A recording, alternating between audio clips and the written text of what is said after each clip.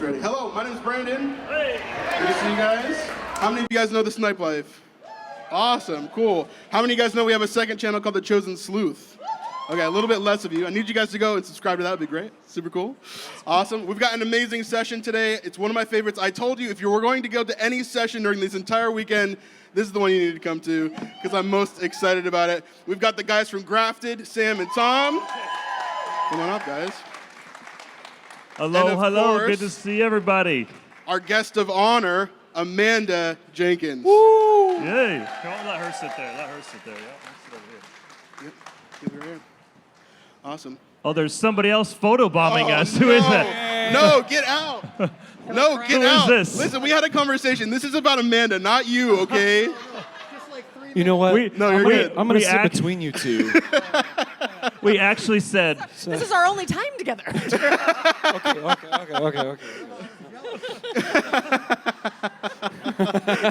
Oh, wow. We actually said... We're not going to talk about Dallas in our interview. We actually said that. All right, we're not going to say that. I heard that, and I said, that's not going to work. No, wow. No, I'm actually doing a meet and greet over there, but I wanted to take just a couple minutes just to come and actually, I don't want to talk about me. I want to talk about you. Snipe Life and Grafted are two of the channels that have been here well before The Chosen was cool, and they understand what the end game of this is. It's the show is just an entryway into something deeper. And so when I talked about that this morning, that we hand the baton off to worship leaders, we hand the baton off to pastors, we hand the baton off to guys like you. And thank you for leading people closer to God and for diving deeper into these truths. I learn from their videos, all three of them. I've been blessed by them. Occasionally, I will take a video and send it to Ryan and Tyler, and I'll go, we need to watch this, we need to learn from this.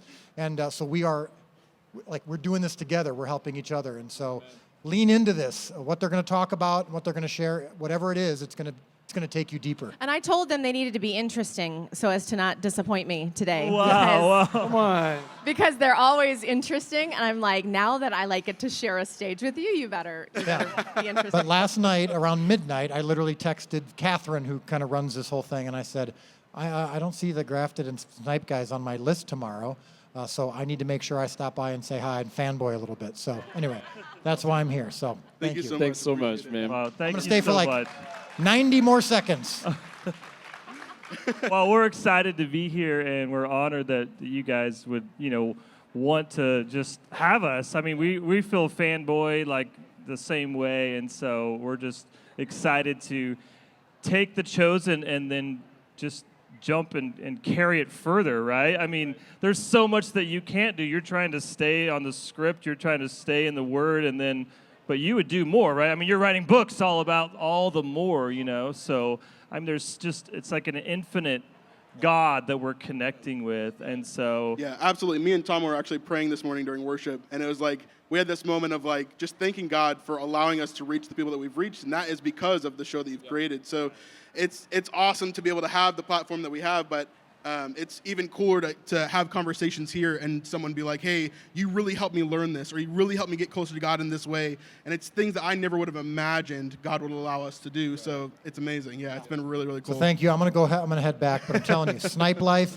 Grafted, find it. Start watching some of their older videos because they have blessed The Chosen and they have made The Chosen better and they've made us better and they'll make you better. Thank you. Thanks so much, man. Thank you so much. Dallas, blessings. Yeah, blessings. Well, we wouldn't be here without The Chosen, so... Oh, hey! Superman. So, if Dallas is Superman, this is our first question for you, Amanda. What does that make you? Wonder Woman or what? As you can see, I'm just trying to keep up with him all the time. Like, it's just a matter of it definitely motivates me to work out. It's like, you're working, I'm always thinking, you're working out again? Okay, I guess I'm working out again. Yeah.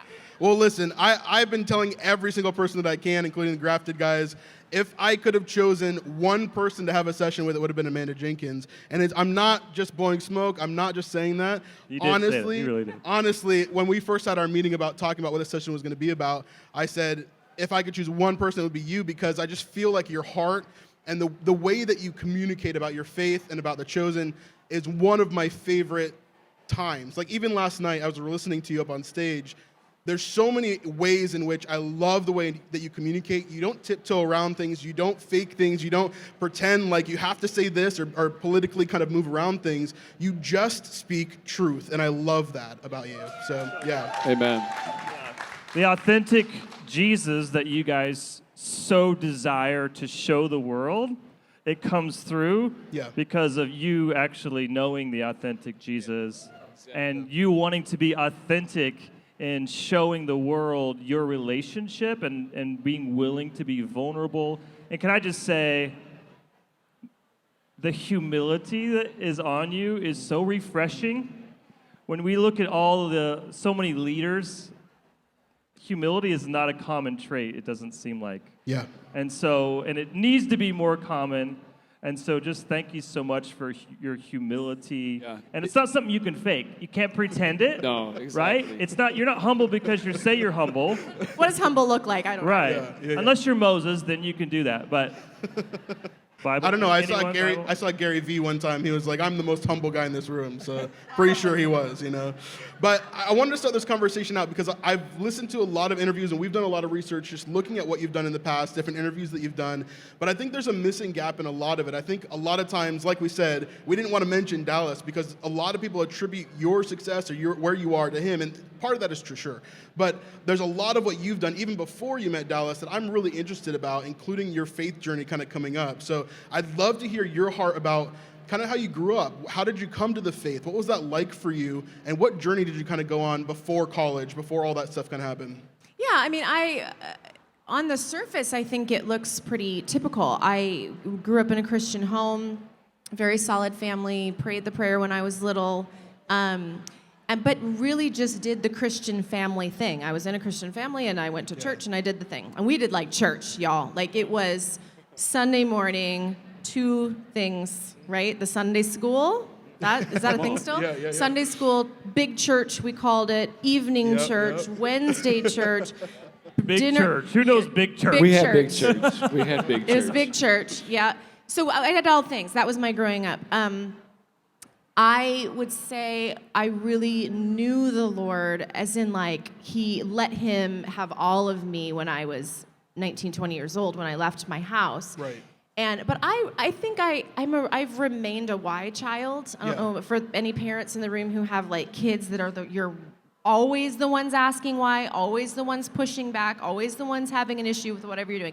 I feel like I'm that with the Lord, and he's kind in that way. But I do think it keeps me like always kind of discovering new things. It's not. Sometimes it's rebellious, and sometimes it's pouty, and sometimes it's whatever. But in God's graciousness, I think I get to know new things because I don't ever just accept, can't see, and it would be lovely to accept things sometimes, but I'm always like, why, and why are you doing that, and where are you going, and I can't see, and I'm always just like writhing around, and so I feel like my journey has been really atypical under the surface, if that makes sense. Yeah, absolutely. So you like questions. Yeah. You're a question asker. I think it's important to just like pinpoint that for just a second because questions are some of the most profound teachers. And so sometimes a good unanswered question actually teaches us more than just giving us a blanket answer. So that's kind of cool to hear that the Lord has brought you on your journey through questions. Well, yeah, and I had a friend who took me to task a number of years ago because she said, she's like, you ask questions, but you always really quickly tie things into a bow. So I'll be like, oh, I'm so frustrated because God is doing this and why and this, but he's so good and she's like, you jump to the bow sooner than you have one. And so she kind of like encouraged me to almost stay in the place of like, not faithlessness, but of the uncomfortable, like, you know what, I'm struggling right now. I don't have a good answer to this. I don't understand this, but I'm gonna wait. I don't know if who listened to Levi Let's Go this morning. It was the best. That idea of being disappointed with God, but still reaching for him, I feel like that's something I'm learning even just now in my life. But the questions that aren't answered right away and being willing to wait for it in that kind of tumult is kind of where I'm learning to be, I think. Yeah. In the Last night you said the Bible guides us, the Bible stays us. So when did you start to come to that realization in your life of being like, the importance of the Bible is so huge, and you're starting to lean on that? When did you start to get to that point? I mean, I would say that through parenthood probably, and then the suffering of my children is where that really became real. Where you're so not able to tie things in bows, especially for other people, and so then you just have to go, okay, what? I always have to just go back, like, what does it say? Right. And I think I had a really big crisis of faith about 20 years ago. Yeah, I can date it by my second born, where I was asking things of the Lord that were really important to me about people that I loved, and I wasn't getting answers. And big things, a prodigal loved one and parents that were in financial crisis. And I couldn't understand the Lord's inaction, I would say. And so I just stopped talking to him for like a year. I just stopped talking. I knew he was there. I knew I'd have to teach my kids when they got older about him, but for now, I wasn't even talking to him. And kind of in that space, he very quietly started wooing me back to himself in little ways. Nothing that is necessarily measurable, but just 1,000 little ways of the Lord just pulling me back. And I think that when I finally came back and I really surrendered, okay, it was a disappointment with the Lord, right? Yeah. And I'm like, okay. He asked me the question, who do you say that I am? Right, yeah. Do you believe I'm good? Yeah. And I was like, no, I don't. Wow. And that's the question he's been answering for me in Scripture for 20 years. Wow. Over and over and over. And so now I feel like my approach to Scripture is that's a fundamental. I'm going back to hear once again about the goodness of the Lord. Yeah. And, why my questions are unanswered. That's so good. That reminds me, there's this, I don't have the quote exactly, but A.W. Tozer says something like, what you think of God is the most important thing about you. Mm. And so I love that question from, I believe it's Matthew 16, who do you say that I am? I mean, that question just leaps off the page, and then Peter responds, right? You are the Messiah, the Son of the living God. And that rootedness, I love that in the text. Yeah. I mean, that's just such a beautiful thing. Wow. Well, and too, that's a song sung throughout Scripture, is that the Lord is good and his loving kindness or his faithfulness or his chesed, his mercy endures forever. Yeah. That's a song that's sung throughout the text. And that's the testimony of the Lord that he is good and that he's faithful. Yeah. I think it's a huge thing. It's been part of our journey for me and my wife, has been through this channel, through what we're doing, is teaching people the reality of the kingdom. And so our North Star now is making the kingdom real to people. That's what we want to do. And because if we believe that the kingdom is real and we understand that the kingdom is real and it works in this way, then we can't pretend to ourselves that this doesn't matter or that doesn't matter, right? We have to walk in what God has for us. And so that's a huge part, I think, of understanding the Bible is important because the kingdom is real, and that's how we learn about the kingdom, right? Is to walk in that, for sure. So we talk about your early life, how you got into Christianity, but how did the Chosen kind of change things for you as you get into this world of, you meet Dallas, you start, doing these different projects. He's working on different films and different shorts and different things. How does this change your perspective, or how does this change where you are? Maybe start at the beginning, and then we'll get to where we are now with the Chosen and everything. I mean, a lot of his earlier stuff was really different then. He had his career, and I was with the kids, and we talk all the time, and so I would give opinions, but we weren't actually like working together. Right. And in that time, God really started to actually convict me. It was around 2010. God really started to convict me about vanity, actually. Right. I was living in LA where everyone looks cute all the time. I'm not sure how they do that, but it's like all the time, head to toe. And so there's kind of this pressure. And I remember it was almost like a poke on the shoulder. This weight about vanity. I knew that was the subject, and I was kind of like, I'll lose this weight after these babies, and then I'll talk to you about Vanity. Like that was kind of my plan. Yeah. And okay, this is kind of an embarrassing thing, but this is how it happened. So I was in the parking lot of my kid's preschool. I ran into a cute LA mom, head to toe cute. She could fit in my thigh, I think, like she was like half of me, just a little bitty cute. And we had a whole conversation, and I tend to talk with my hands. So I was talking with my hands, and I was having this whole conversation. Done, I'm in the car, hands on the wheel, and in the corner of my eye, I see the largest sweat pit known to man on just one side, like my left side, like an unmissable sweat pit. So just so embarrassing, like That's why I wear humiliation. black. Yeah, it's a good plan. It's a really good plan. And layers. You always wear black. On one side, the horror, and I felt God just cut into that moment, and he's like, you can keep ignoring me, or you can get on board, but this mask is coming off. And I thought, if I don't deal with the Lord, he's gonna like put a booger in my nose or something in public. Like that, I literally just, it was pure vanity that got me to like turn and talk about vanity. The kindness of the Lord. The kindness of the Lord in sweat pits and boogers. So I went home and I started like, okay, what do you want to say about this sin in my life, this kind of ongoing sin? But I was married to a filmmaker, and I was watching some good television, and I just kind of started journaling it in a fun way, a little Bridget Jonesy, like Jones's Diary. I'm not recommending it. I'm not endorsing it. It's just, but I do love it. And so I was like kind of writing in a fun way.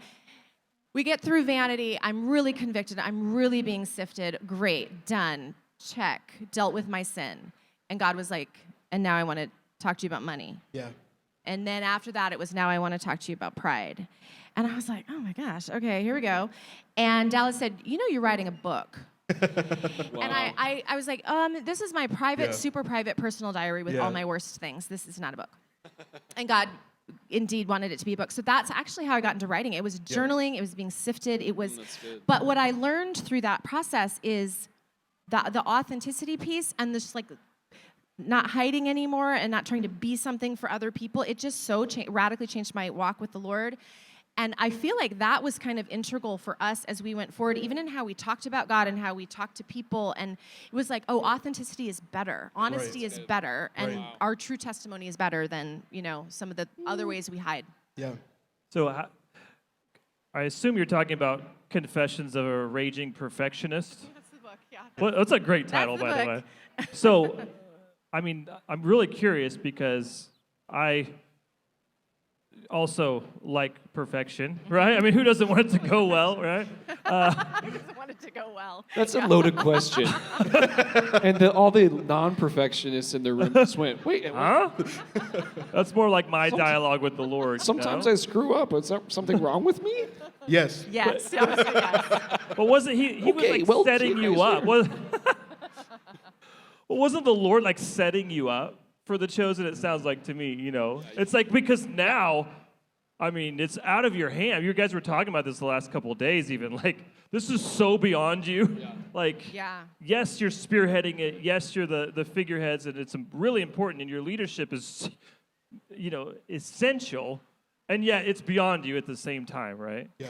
Yeah, and I think it freed us to not worry so much about, you know, whatever. For me, it was image or how people were perceiving me or whatever. Now, oh my gosh, if I cared about those things and the likes and the this and the numbers and whatever, oh my gosh, that would be terrible. So I think God was in His kindness was for sure laying groundwork to get us out of the way, you know. So can I ask a question, just as maybe it's a theological question, but do you feel like that you and Dallas have had this journey with the Lord in deepening in the fear of the Lord? Oh, yeah, sure. I mean, I don't know how you know Him more without that coming alongside of it. And I would say I don't live in fear of the Lord. I live in fear of stepping away now in any way. That's good. Like, I'm so afraid of running ahead of Him. Because again, I'm that kid that like asked the questions and challenges. And I was also the kid that ran ahead of my parents to the street light and into the street, you know?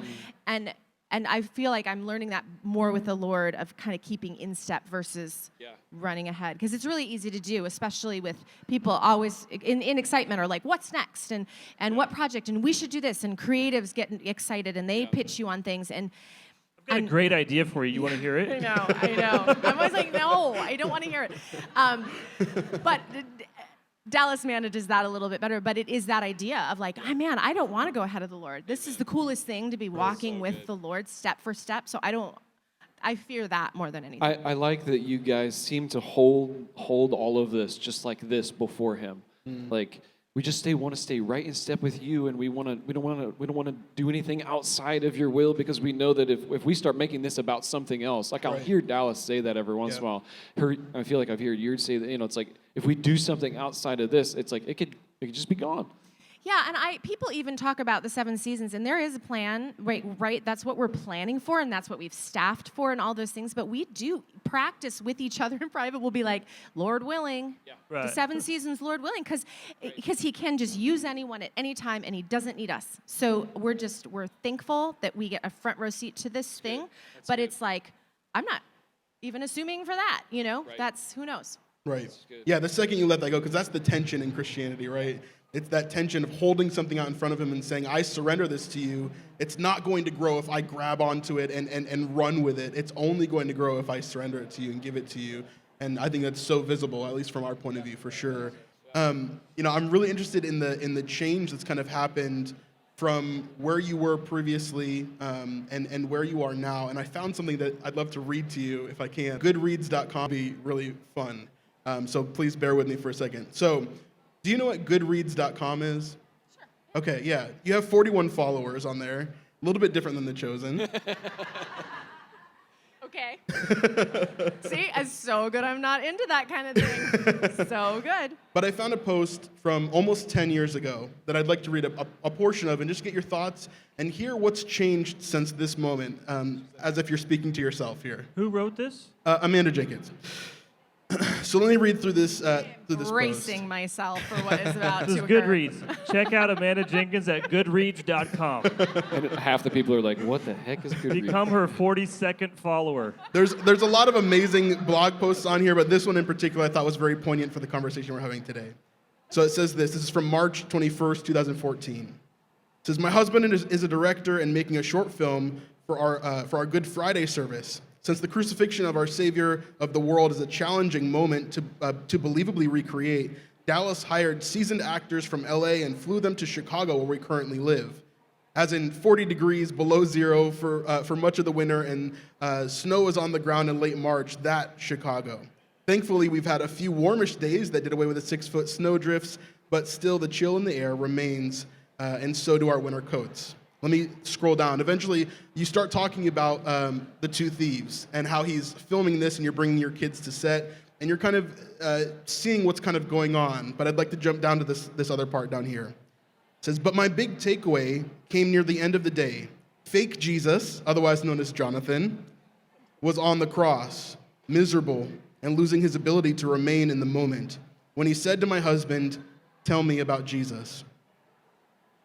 With his director's hat on, Dallas described Christ's state of mind, the agony that he experienced being abandoned by the Father, his pain, his resolve, to which the actor said, no, tell me what Jesus means to you. That takes my breath away.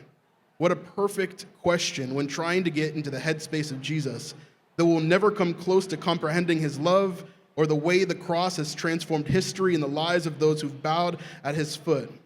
And what a perfect question when trying to endure as Christ endured. When we are struggling, when we're being poured out, when we have nothing left to give, and when we need a reason to persevere, tell me what Jesus means to you.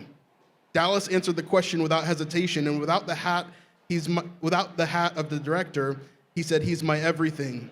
He's my whole life. He's the reason we're here. And the revolutionary grace he showed 2,000 years ago is still changing the world today. Jonathan nodded and wept. Ladies and gentlemen, that's a wrap. You must have the same attitude that Christ Jesus had. Though he was God, he did not think of equally with God as something to cling to. Instead, he gave up his divine privilege and took the humble position to a slave and was born as a human being. So I'd just like to get your thoughts, kind of transporting you back. So good. So 10, good. that's 10 years ago, before any of this, even before, I believe, the failure that Dallas had. And so at this moment, You're on set with your kids. You're looking at this moment. You're seeing this weird guy named Jonathan. And what are you thinking in that moment? And how have things changed since then? I mean, I forgot about that moment, so I'm like trying not to cry because that is, I mean, I do love that that's what Dallas actually believes in behind the curtain. But it is so, how else do we operate in any of this but to have that personal, that intimate relationship with the Lord? It informs just everything we do. So, you know, I don't know. I kind of go, oh, that's awesome. Like, I'm so glad that predated The Chosen, you know, 'cause I didn't remember that. I didn't remember writing that. I didn't remember that moment. But that's like I said, the question he's been answering. He's been answering his own question for me for years. Yeah. Of, do you believe that I'm good? I'm good. Yeah. Do you believe that I'm good? I'm good. I'm going to show you again. I'm good. I'm good. And so I just feel like our response is relationship. We want to know more. We want to be more. What is Jesus to us? That motivates everything we do. So I don't know. Life is such an ebb and flow that it's not necessarily marked, and it's kind of fun to go, oh, that one thing wasn't marked by The Chosen. You know, hey, look at that. It doesn't define absolutely everything in our life. But yeah, I would say that feeling toward the Lord was born out of the "Who do you say that I am?" challenge that we're living and hearing and learning all the time. Yeah. I think that's what a great. I mean, that was good interview right there. That was a good find. It's pretty impressive. That's impressive. It's pretty impressive. Like, he does call himself the Chosen Sleuth. That's true. That was very sleuthy. Thank you. Appreciate it. But I mean, just connect the dots. To me, it's like the Lord's like, yeah, 10 years ago, is like, I can use you. That's your heart. And the Amanda Jenkins that we know today, in that sense, is the same Amanda Jenkins 10 years ago. I mean, God willing, you've grown since then too, but you know what I mean? Like, it's like, he's like, yeah, I can use that. And you're faithful with the little, and that should be encouraging to all of us, wherever you are.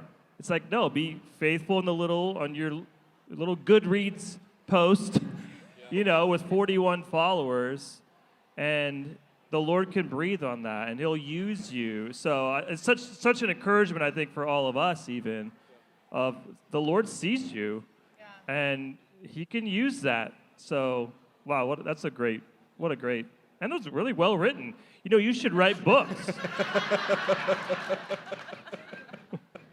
Because I read the whole thing. It's really good. There's a lot of really cute other posts on there too about her kids and different things. So if you can find it, I challenge you. But it was a good time. Now I also found a 10-year-old you did, which we're going to show right now. I'm just kidding. But you're talking about your book, which we mentioned. And I think it's interesting thinking about being a raging perfectionist. How does that play into your work now as an author for The Chosen and everything that you're doing now? I mean, it's got to be intense, and it's got to be a moment where you're like, well, this has to be good. This has to be great. So how do you not let that perfection, you know, the ragingness of it at least take over, you know? I mean, I would guess our partners would say that she's a raging perfectionist. I'm guessing that's exactly what they would say. We work really hard, and we do it until we get it to where we want it. So in that sense, that's all real. I don't think that's necessarily wrong. I think where your heart is at in that is what's wrong. And there are times where I definitely cross over into manhandling the things that I've been entrusted with. Woman handling. Woman handling. Yeah. Well, yeah, with man-like strength. Handling. Yeah, yeah. But I do think that it is the posture at the end of the day. It is like, okay, once the deadline comes and it's turned in, I let it go. You can keep editing. Like I would have edited that, by the way. Right now, Sure, I could have redlined that thing you read. Please don't watch my first YouTube video. Please. Yeah. But that I'm glad for due dates, and I'm glad that books go and come and whatever, so that you are constantly moving and constantly being challenged. I think I could easily fall back into that fixation, and I still don't like to leave the house without mascara. So there aren't a lot of things, like not everything has changed, and I still have room for improvement. But yeah, I would say there are measurable changes, but but plenty of things are, your strength is your weakness. So our work ethic is both, Yeah. Where have you found your biggest struggle in terms of being an author for The Chosen? What book or project have you felt like, man, this was a really difficult one for me to get through? The one I just came through. So it's not out yet, but season 4 Bible study that I did with Doug Huffman is about suffering. Not suffering per se, but about how the goodness of the Lord eclipses our suffering. Yeah. Doesn't remove it, but eclipses it. And the reason it was so hard for me is because we are coming through a season where our children have really been suffering. Right. And so grappling with that, and then having to learn it enough to give it away, it was just really, really hard. So I feel like I did the Bible study before anybody else is going to do the Bible study, which is cool. And I learned a lot of really amazing things on a new level about the goodness of the Lord. But that's by far been the hardest for me. Right. Yeah. Could you tell us a little bit about your weekly, daily disciplines with the Lord and just the way you cultivate intimacy in the secret place? Maybe some helpful tips for people that are like, I don't have that rhythm, or I don't have that, it's like, how are you finding the goodness of the Lord when you're not surrounded by 3,500 people? Yeah, You're not always surrounded by we're not always 3,500 people. I am really blessed by the deadlines that I have because it forces me. Like if I'm not with the Lord every day, I don't really have ideas to write. I'm not actually a creative. A lot of these people around here are very, very creative.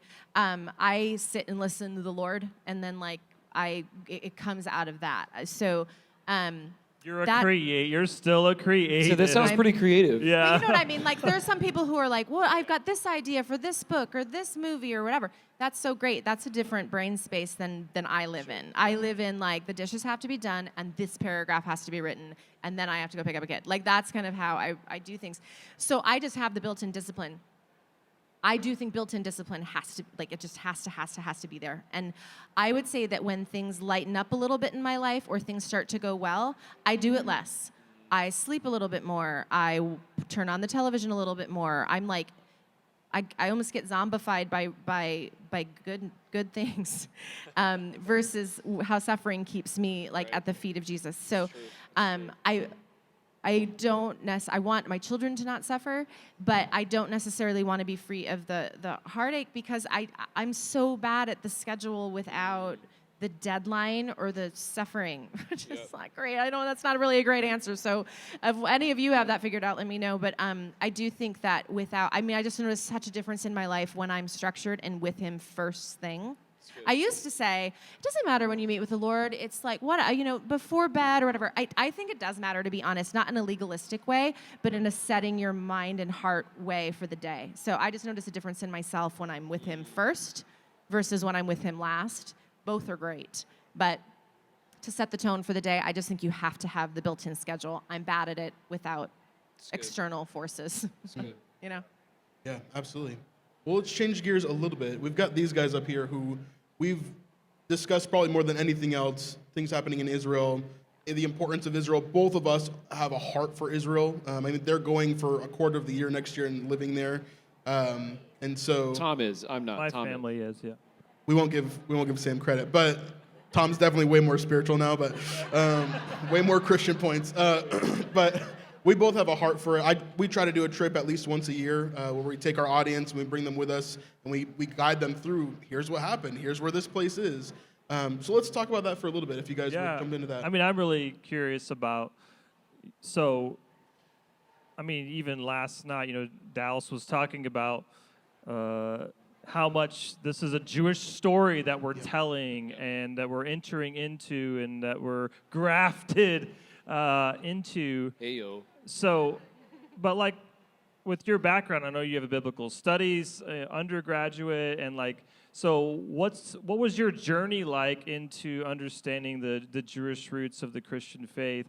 It's, to me, one of the things nobody has ever done about The Chosen is you're presenting the Jewishness of Jesus. Nobody has ever done in human history. Which is so weird. It's it's so weird to me that like the whole thing is Jewish. The like whole the thing. whole thing. Like, but not everybody says that. So I feel the same way, right? Yeah. So take us back, or was it just always there, or why is that so obvious to you? How did it become so obvious to you? Like, was that your family? Was that your denomination? I mean, probably. I mean, I had a dad who was a pastor, you know, Okay. so I mean, I think I just got good teaching early, but I mean, even the flannel graphs, like the Israelites were the Jews. Like, I don't totally get the not understanding that piece. It's okay to once you hear it, then you should be like, oh, duh. Yeah. I mean, the idea of Dallas saying it's a Jewish show, that is an awesome thing to say, but it's also a duh thing to say, because how could it not be? That's our Savior was a Jew. So yeah, I feel like it's just, if you're reading the story, like if you're reading the Bible, it's there, and the history and the richness, and I'm somebody who, and I think our studies will reflect this, but if I don't understand something and there's like a people group listed, or a date or something, or a word like mikvah or something like that, I'm like, I don't know what we're talking about. I want to understand what I'm reading, and so then I'll go and look it up. I've kind of always been that way, of I want to understand the context of what I'm reading, and when you're doing that, you don't escape any of those things. Does that make sense? Yeah, I mean, but that's like, thank you. I mean, that's a big deal. Like, it seems simple, but I think that's one of the reasons God has breathed on the Chosen and breathed on what you guys are doing, is because this is how the authentic Yeshua, Jesus, comes through, is by putting him in his first century Jewish context, right? Well, and I will say the thing that I think we're all guilty of, and I think here we're guilty of the white Jesus on the flannel graph, because I'm like remembering that's what he was, and like seeing things through the filter of where your culture right now, and this is how we do it, so this is how they thought. That takes time, I think, to get yourself out of that, to recognize that we do that, and that our culture is so different than their culture, because you just automatically see through your own eyeballs, right? So I do think I'm getting better at that as I get older, to be like, wow, this is fundamentally different, the way they approached family per se, or you know, how they thought of death, or how they thought whatever it is. Celebrations were so different, and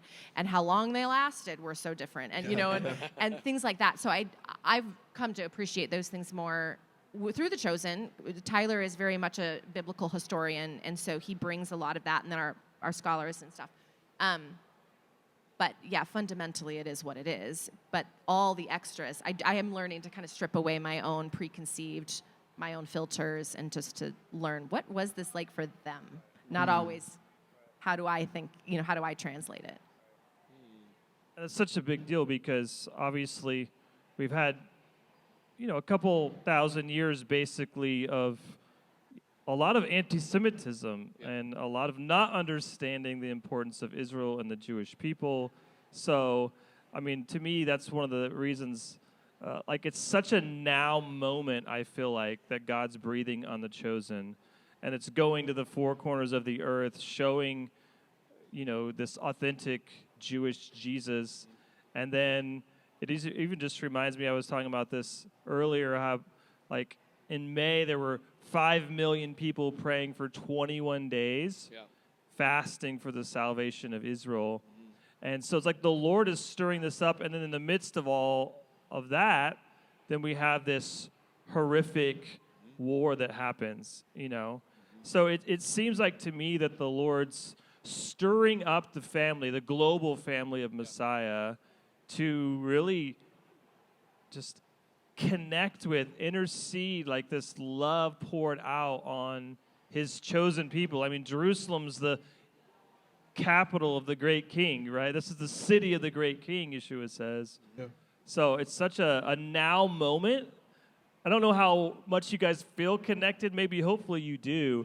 But like, I see such a significant moment right now of what God is using you guys and the chosen universe as this catalyst for the unity of the family of Messiah. And I know so many in Israel are so thankful for what the Chosen is doing. And it's touching people in Israel. Yeah. I mean, that does blow my mind. I do, like, the more you opine, the more overwhelmed I could allow myself to be, because it does, like, world peace. And it's like, I I mean, that is God doing God's thing. And then so my response to that is like, okay, I got to go right. I got to go just do my little corner of this. This is what we because want, that's, right? And I feel like that is how most of us should respond when we see things on the news and there's nothing to do about it.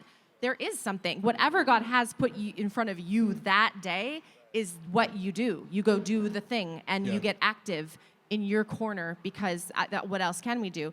But yeah, that makes me want to go close myself in my office and just write my paragraphs because it's just so overwhelming but beautiful. I mean, I would love, I hope and pray that God moves. That is the one thing about the Jewish people I do not understand. As much as we are working to understand all these other things, I want them to see Jesus. I don't know why they don't see this as all the fulfillment of your thing. This is your thing. You should know this better than we do. I don't get that part.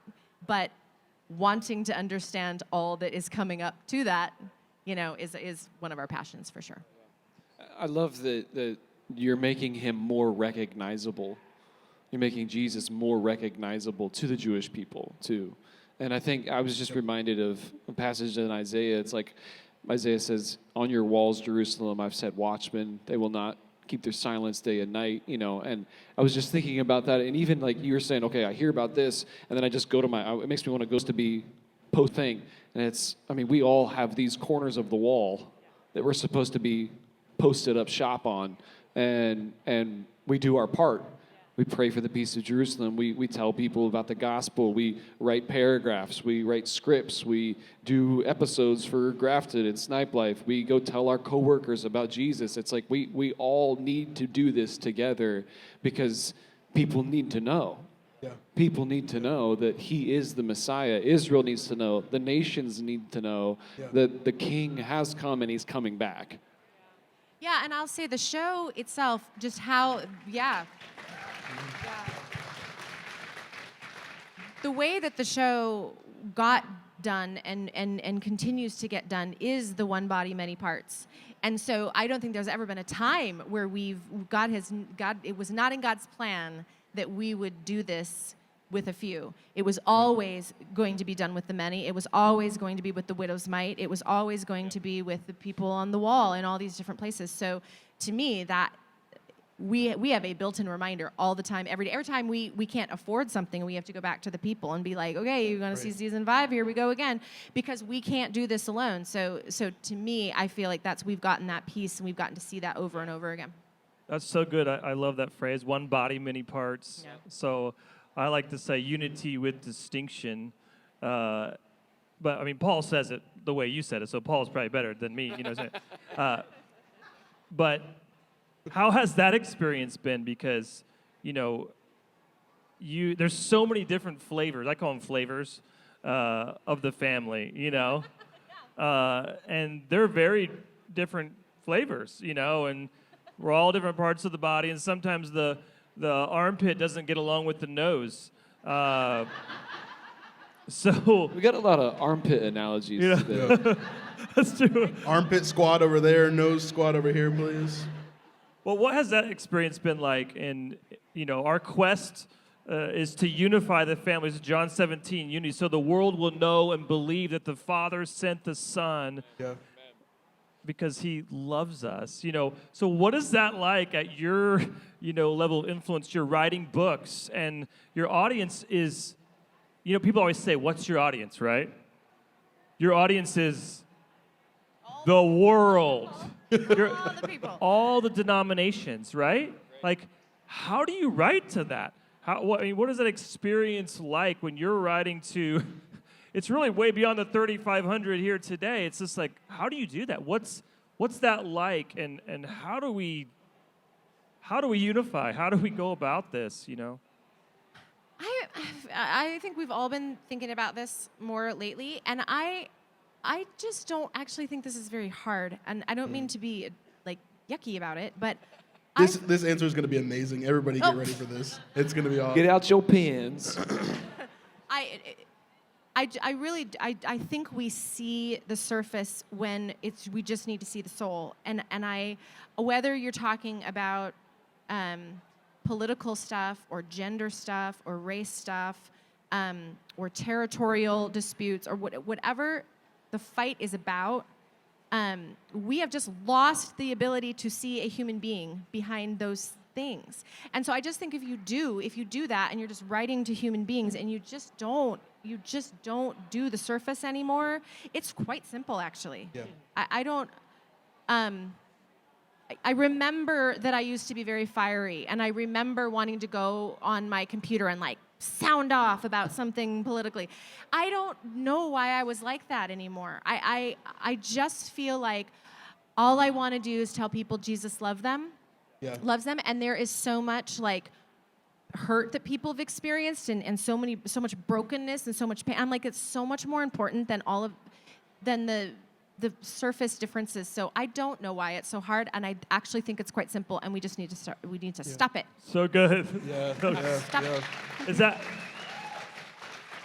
what I hear you saying? And so, correct me if I'm putting words in your mouth, but like, it's actually kind of liberating to not have to, because I feel like a lot of times people, their audience it's also like they're correcting the people that they don't agree with, and that's kind of their mindset in the audience. And so then that just comes across, the spirit on it ends up being divisive. But if your audience is, I'm just going to reach the world. I had this mentor of mine I taught this conference a while ago, and he was like, well, that was fine, Tom, but your audience was too narrow. He's like, when you teach, I want you to teach to the world.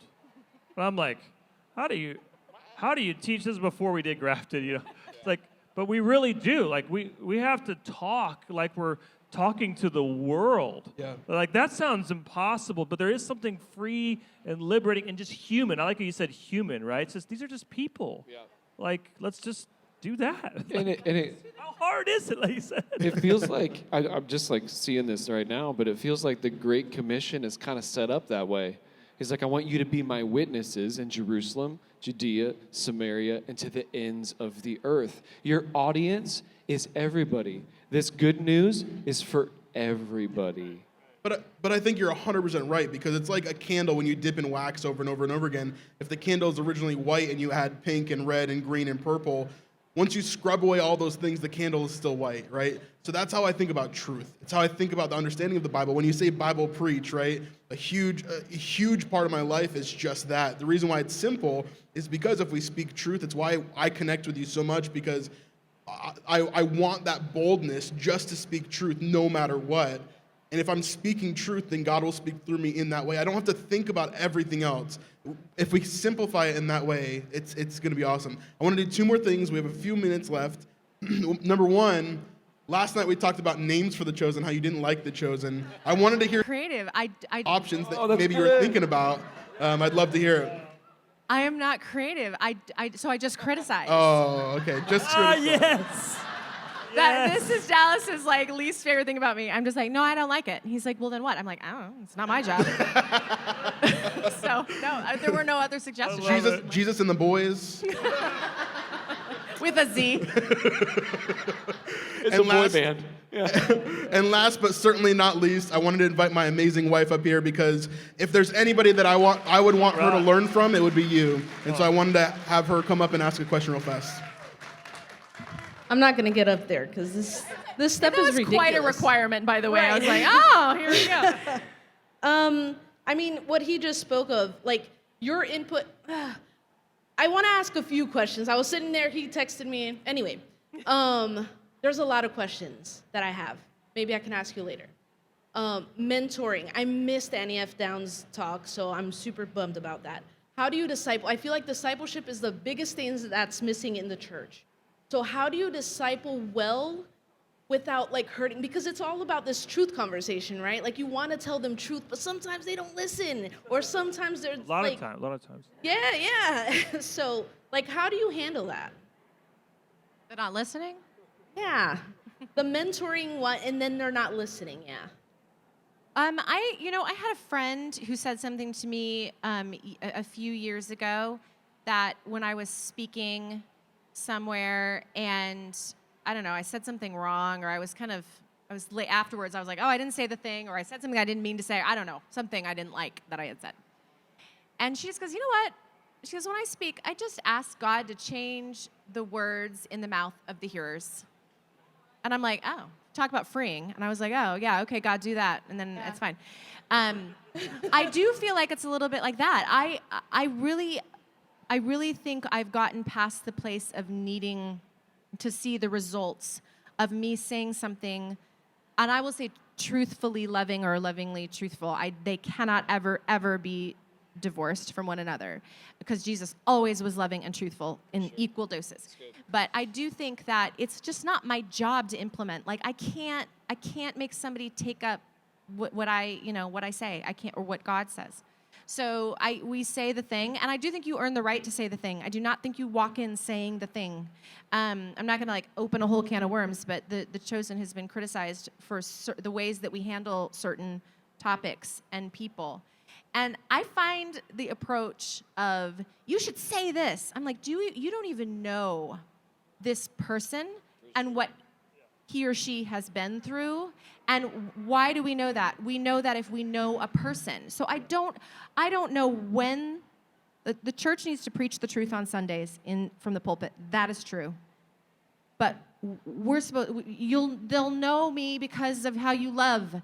Like, so you do not I don't walk around this room and call out sin. Like, that is not what we're doing, and that is not how we approach. So when discipleship, it's like, I've got some stuff that's helped me. Like, this is how the Lord has helped me. But if you don't pick it up, I mean, I'll keep praying for you, and I'll cry for you. I'll do all those things. But it's just not my job to, like, even with my kids. Like, I'm learning that with kids, like adult kids. And you just go, I can't make you believe what I believe about this. You're going to have to do it on your own. Yeah. Awesome. Well, thank you guys so much for joining us. This is Grafted and Amanda Jenkins, everybody. Amanda. Thank you, Amanda.